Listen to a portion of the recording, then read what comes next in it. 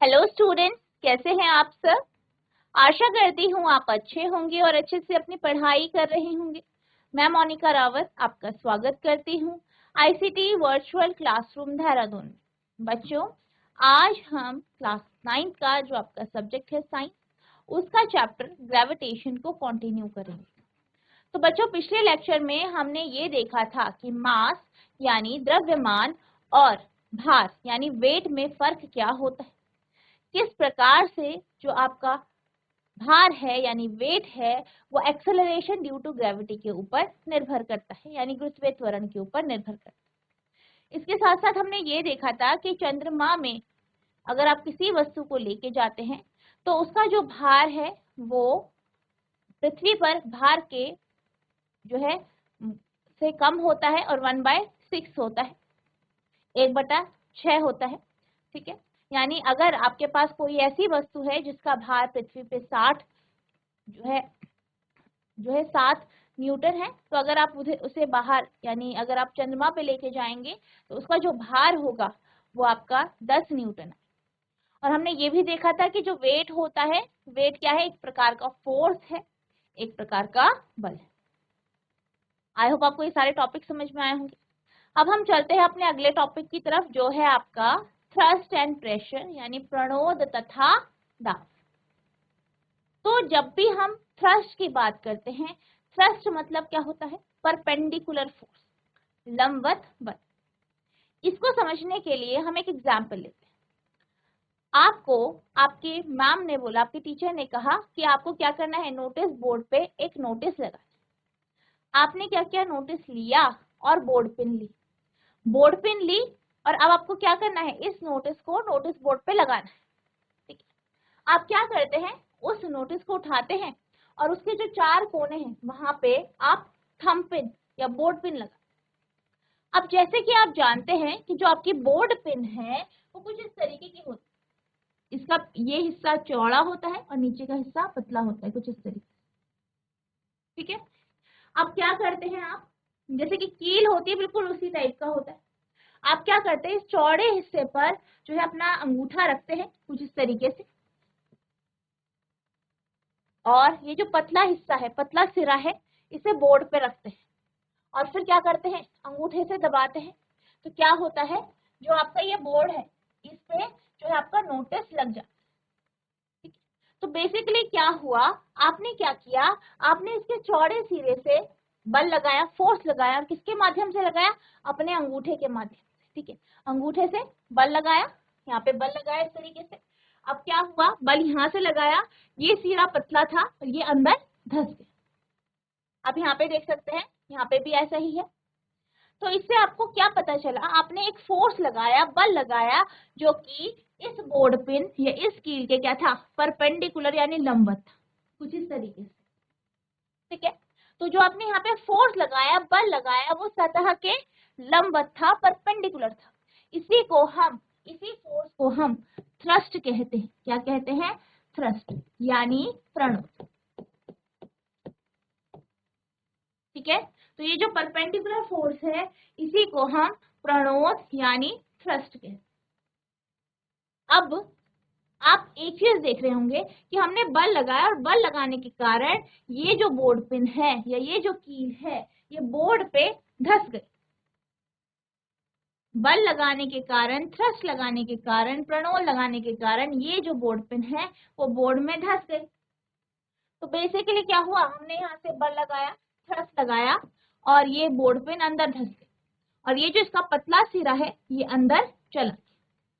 अब यहाँ पे इस बल लगाने के कारण आपको एक जो है, आपको क्या दिखाई दिया कि यहाँ पे प्रेशर लगा। प्रेशर लगने के कारण ये जो है, ये जो कील है ये अंदर धंस, यानी अगर हम बल के प्रभाव की बात करें, इसके इफेक्ट की बात करें, तो हमें किस रूप में दिखता है, प्रेशर यानी दाब के रूप में दिखता है। ठीक है, तो बेसिकली यहाँ पे हमने थ्रस्ट लगाया, प्रणोद लगाया, प्रणोद लगाने के कारण क्या हुआ, ये जो कील है वो अंदर धंस गई, यानी एक प्रेशर लगा, दाब। ठीक है, तो अब हम जो है ये जो आपका प्रणोद है, थ्रस्ट है और इसका यानी जो प्रेशर है, इसके कॉन्सेप्ट को समझ। अब जैसे कि आप कहीं रेत वाली जगह पे हैं, आप खड़े हैं रेत, तो आप क्या देखते हैं कि जो आपके पैर हैं वो क्या हो रहे हैं, जो आपकी रेत है उस पर धंस गए। अब इस केस में अगर हम थ्रस्ट की बात करें, प्रणोद की बात करें, तो यहाँ पे आपका जो प्रणोद है वो आपका वेट है, यानी भार।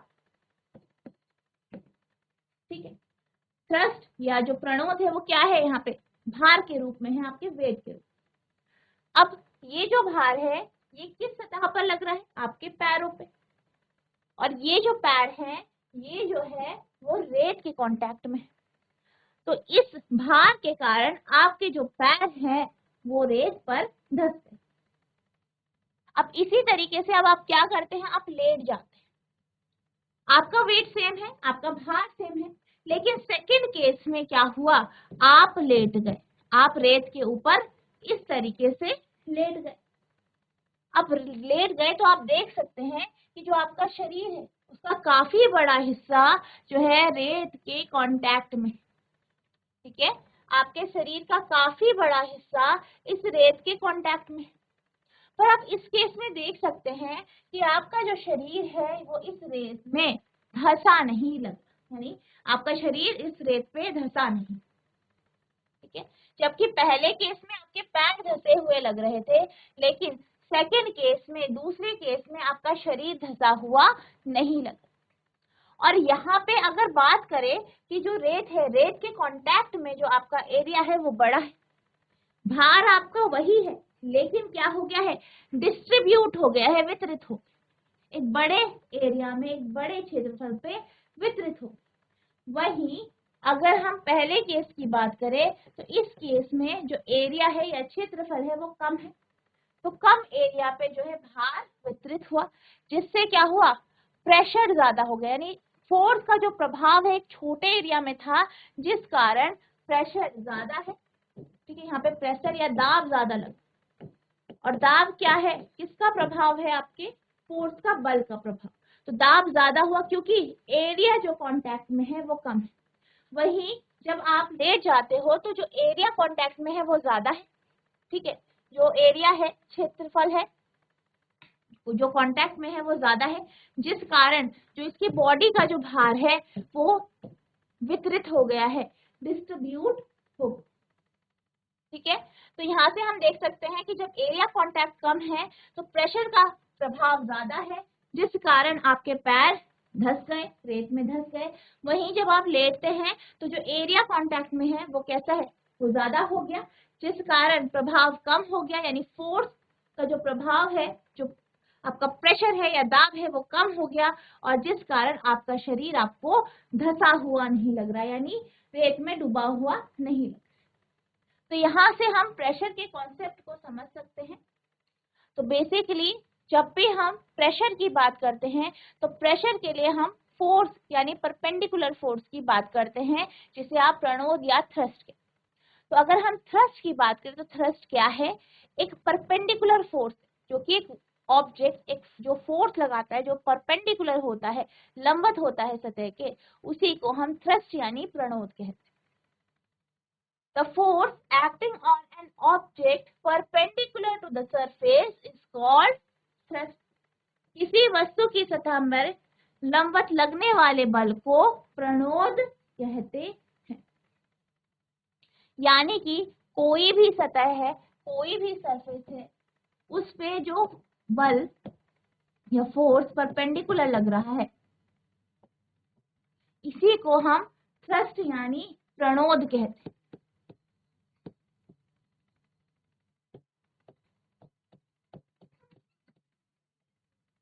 ठीक है, थ्रस्ट यानी प्रणोद कहते।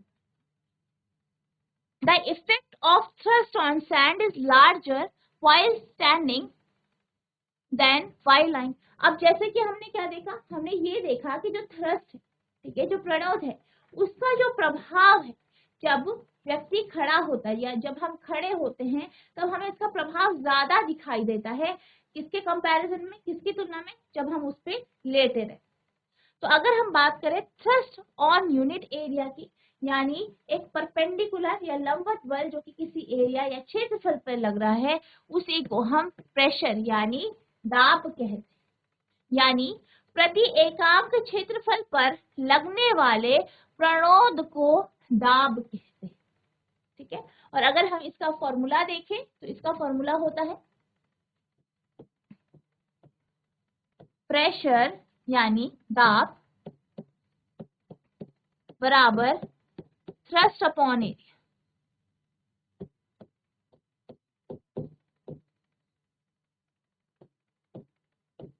प्रणोद बटा क्षेत्रफल। ठीक है, तो जो आपका प्रेशर है इसका जो फॉर्मूला है वो क्या है आपका थ्रस्ट अपॉन एरिया यानी प्रणोद बटा क्षेत्र। अब अगर हम इसकी एसआई यूनिट की बात करें तो इसकी एसआई यूनिट होती है यानी दाब की एसआई यूनिट जो है वो न्यूटन पर मीटर स्क्वायर होती है या आप इसे पास्कल कहते हैं। ठीक है, तो एसआई यूनिट क्या है प्रेशर की, दाब की, पास्कल, और इसे हम पीए से डिनोट करते हैं। ठीक है, तो ये आपका जो कॉन्सेप्ट है वो प्रेशर का है। अब हम देखते हैं कि प्रेशर, जैसे कि आप यहाँ पे प्रेशर का फॉर्मूला देख सकते हैं, तो यहाँ पे आप देख सकते हैं प्रेशर यानी दाब बराबर प्रणोद बटा क्षेत्र। इससे हमें क्या पता चलता है, इससे हमें ये पता चलता है कि प्रेशर कब ज्यादा होगा, जब प्रणोद या थ्रस्ट ज्यादा होगा या फिर जब एरिया या क्षेत्रफल कम होगा, यानी जो कांटेक्ट में है यानी जो संपर्क में क्षेत्रफल है अगर वो कम होगा तो आपका जो प्रेशर है या दाब है वो ज्यादा। ठीक, इसको समझने के लिए हम जो है इस क्वेश्चन को करेंगे। ये आपका जो क्वेश्चन है इसको हम डिस्कस करेंगे। तो यहाँ पे आपके पास है a block of would is kept on a table top. हमने क्या किया, एक लकड़ी का गुटका लिया, उसका ब्लॉक लिया और उसे हमने एक टेबल के ऊपर, एक मेज के ऊपर रख दिया। The mass of wooden block is 5 kilogram. अब अगर हम वुडन ब्लॉक की बात करें, लकड़ी के गुटके की बात करें, तो इसका जो मास है, इसका क्या जो कि मास है यानी द्रव्यमान है वो 5 किलोग्राम। द्रव्यमान क्या है, 5 किलोग्राम है। And its dimensions are 40 centimetre into 20 centimetre into 10 centimetre. और इसकी जो डायमेंशन है वो क्या है, 40 into 20 into 10 centimetre. Find the pressure exerted by the wooden block on the tabletop if it is made to lie on the tabletop with its side of dimensions। अब आपसे क्या कहा गया है, आपसे ये कहा गया है कि जो ये वुडन ब्लॉक है इसके द्वारा जो प्रेशर लगेगा, जो दाब लगेगा वो कितना होगा ये आपको बताना है। अगर जो कांटेक्ट में जो डायमेंशन है यानी जो एरिया कांटेक्ट में है वो 20 इंटू 10 है और दूसरा केस जब 40 इंटू 20, यानी वुडन ब्लॉक आपका सेम है, जो लकड़ी का गुटका है वो वही है, लेकिन जो एरिया कांटेक्ट में है वो आपके अलग अलग है। इस केस में आपको प्रेशर निकाल। ठीक है, तो यहाँ पे आपके पास है लकड़ी का जो ब्लॉक है वो आपको दिया गया है। तो सबसे पहले आपको क्या दिया गया है इसमें, मास। ठीक है, यानी द्रव्यमान, यानी मास, द्रव्यमान दिया गया है, इसे आप m से डिनोट करते हैं। कितना है आपका 5 किलोग्राम। ठीक है, अब 5 किलोग्राम क्या दिया गया है, यहाँ पे द्रव्यमान दिया। अगर हम प्रेशर की बात, सॉरी फोर्स की बात करें या प्रणोद की बात करें, प्रणोद की बात करें यानी जो आपका थ्रस्ट होता है, थ्रस्ट क्या है आपका, प्रणोद क्या होता है, परपेंडिकुलर फोर्स, लंबवत बल। ठीक है, तो यहाँ पे जो बल है उसका फॉर्मूला क्या होता है, m इंटू जी। ठीक है, m क्या है द्रव्यमान, g क्या है गुरुत्वीय त्वरण। इसे सॉल्व करेंगे तो ये आपके पास 49 न्यूटन। ठीक है, 49 न्यूटन। ठीक है, तो ये आपके पास थ्रस्ट आ गया है प्रणोद। अब आपको क्या करना है, अब आपको वो एरिया निकालना है जो कांटेक्ट में है, जो संपर्क में। पहले केस में 20 इंटू 10 वाली डायमेंशन, मतलब ये वाली, तो ये एरिया निकालेंगे आप पहले केस में एरिया यानी क्षेत्रफल कितना है,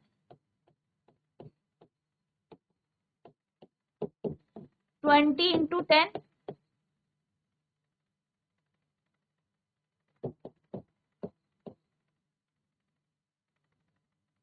200 सेंटीमीटर स्क्वायर।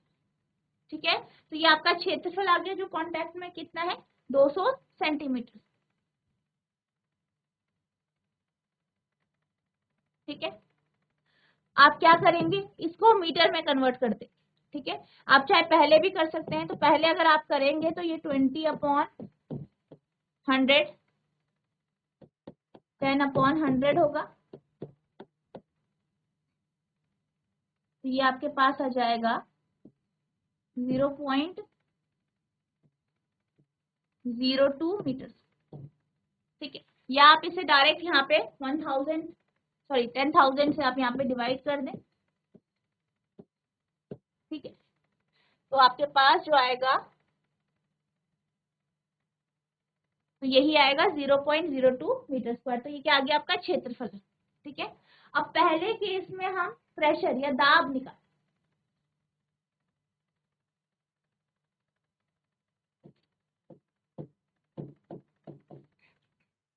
तो बच्चों, जैसे कि आप जानते हैं कि जो दाब होता है यानी प्रेशर होता है, इसका जो फॉर्मूला होता है वो प्रणोद बटा क्षेत्रफल यानी थ्रस्ट अपॉन एरिया होता है। आप इसे साथ साथ नोट करेंगे। ठीक है, तो थ्रस्ट यानी हम किसकी बात कर रहे हैं, फोर्स की बात। तो यहाँ पे कितना है, 49 न्यूटन।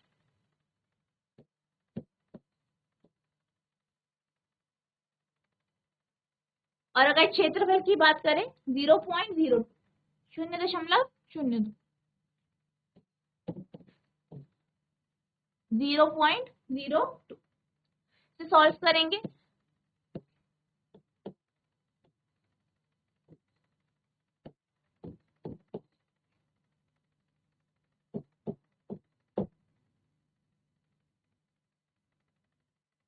तो आपका जो आंसर आया है पहले केस में वो 2450 पास्कल आया है, 2450 पास्कल। ठीक है, तो ये आपका पहले केस में आया है। ठीक है, इसे नोट करेंगे।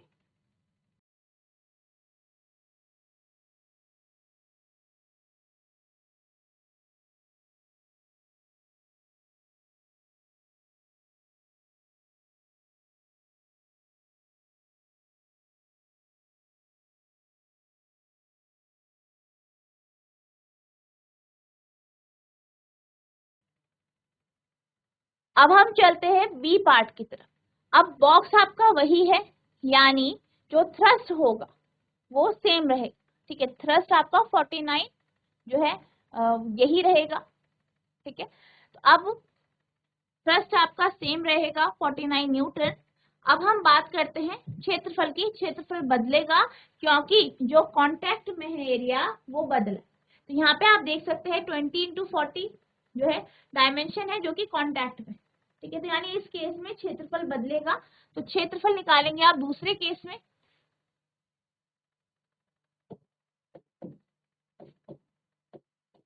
क्षेत्रफल यानी एरिया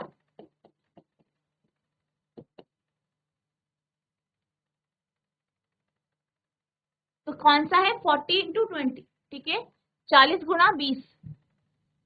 पहले आप इसे क्या करेंगे, डायमेंशन जो आपको दी है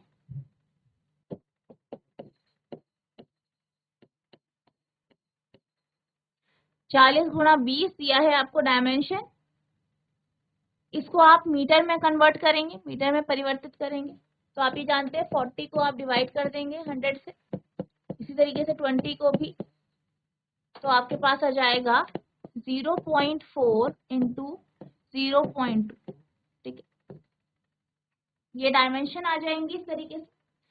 अब अगर हम एरिया की बात करें यानी क्षेत्रफल की बात करें,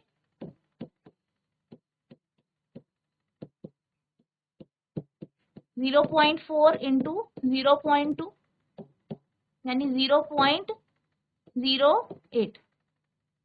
तो ये क्या आ गया, आपका क्षेत्रफल आ गया, और किसमें आया है, मीटर स्क्वायर। ठीक है, अब हम निकालेंगे प्रेशर यानी दाब।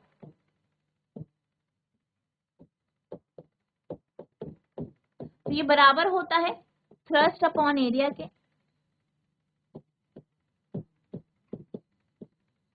यानी प्रणोद बटा क्षेत्रफल।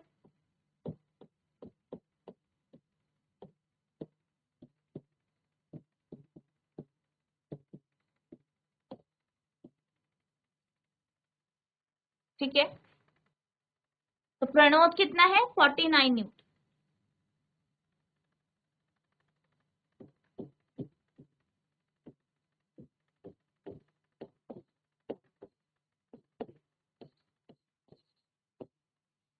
अब अगर हम एरिया की बात करें तो एरिया कितना है, 0.08। ठीक है, 0.08 मीटर स्क्वायर। तो आप लिखेंगे 0.08। सॉल्व करेंगे,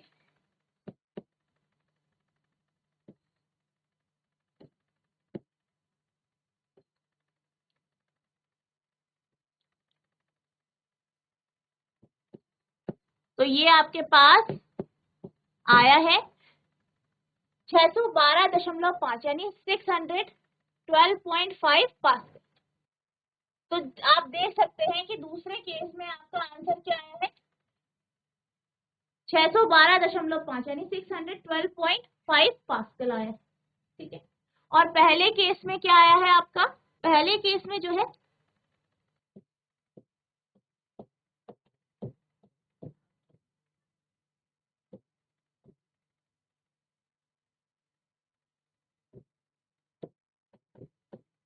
तो पहले केस में आपका आया 2450 पास्कल आया था। ठीक है, पहले केस में, और दूसरे केस में क्या आया है, 612.5 पास्कल। तो आप देख सकते हैं कि दोनों के दोनों ब्लॉक अलग अलग जो है, जो दोनों के दोनों ब्लॉक है वो सेम, एक ही ब्लॉक है। ठीक है, उसके डायमेंशन एक है। ठीक है, लेकिन जो हमने एरिया कांटेक्ट में रखा है, जो क्षेत्रफल संपर्क में रखा है, वो अलग अलग है। अब एरिया के कारण आप देख सकते हैं प्रेशर में भिन्नता आ रही है। और जैसे कि पहले केस में हमने देखा कि पहले केस में जो डायमेंशन है वो कैसी है, कम है, 20x10। तो इस केस में जो आपका प्रेशर आया वो 2450 है। वहीं दूसरे केस में जो डायमेंशन है वो ज्यादा है। ठीक है, डायमेंशन ज्यादा है, कितनी है आपकी, आप देख सकते हैं वो जो है 40x20 यानी 0.08 आया आपका। ठीक है, एरिया, और इस केस में क्योंकि एरिया ज्यादा है तो आपका जो एरिया ज्यादा है इसलिए आपका जो प्रेशर आया है वो कम आया है। तो आप यहाँ पे देख सकते हैं कि जो एरिया कांटेक्ट में है उसके ऊपर प्रेशर किस तरीके से निर्भर करता है। आपका थ्रस्ट सेम है, थ्रस्ट सेम है, लेकिन जो एरिया है, क्षेत्रफल है, उसके कारण जो है प्रेशर में या दाब में बदलाव आया। आई होप आपको इस जो ये न्यूमेरिकल है इससे समझ में आया होगा किस प्रकार से जो एरिया है, एरिया जो कांटेक्ट में है या जो संपर्क में क्षेत्रफल है, उसका किस प्रकार से प्रेशर पर या दाब पर प्रभाव पड़ता है। आई होप आपको प्रेशर का कॉन्सेप्ट समझ में आया होगा, थ्रस्ट यानी प्रणोद क्या होता है ये भी आपको समझ में आया होगा। आपको इस टॉपिक को रिवाइज करना है, नेक्स्ट लेक्चर में हम इसी टॉपिक को आगे कंटिन्यू करेंगे। तो बच्चों आज के लिए बस इतना ही, मिलते हैं अब नेक्स्ट सेशन में, तब तक के लिए thank you and have a nice day.